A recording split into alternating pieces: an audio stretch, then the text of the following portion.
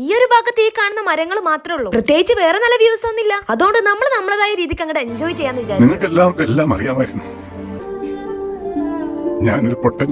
ഒരു ഫാമിലി സ്വന്തമായിട്ട് സെൽഫി എടുത്ത് കഷ്ടപ്പെടുന്നത് കണ്ടോണ്ട് അവൾ ചോദിച്ചു മേടിച്ച് അവർക്ക് നല്ലൊരു ഫോട്ടോ എടുത്തു. എന്ത് നല്ല മനസ്സ്, ആരും കാണാതെ പോകരുത്.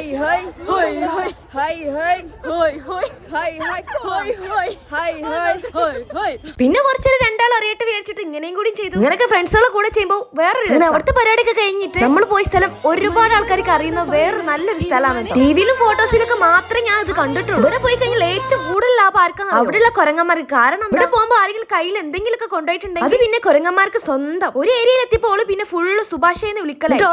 റിപ്ലൈയും കൊടുക്കും. അങ്ങനെ അവിടെ നിന്ന് ഇറങ്ങിയ പുറത്തുനിന്ന് കുറെ സാധനങ്ങളെ റൈറ്റ് ഒക്കെ ചോദിച്ചു കുറെ അങ്ങോട്ട് ബുദ്ധിമുട്ടിച്ചു. എന്തൊരു വിലയാണ് ഗൈസ് അവിടൊക്കെ. ഇനി ഒരു സ്ഥലം കൂടി കവർ ചെയ്ത് കഴിഞ്ഞാൽ ഉച്ചഭക്ഷണം. ഈ ഒരു സ്ഥലത്ത് എത്തിയപ്പോഴാണ് ഞങ്ങളെക്കാളും വൈബിൾ ഒരു ചേച്ചിയെ കിട്ടിയത്.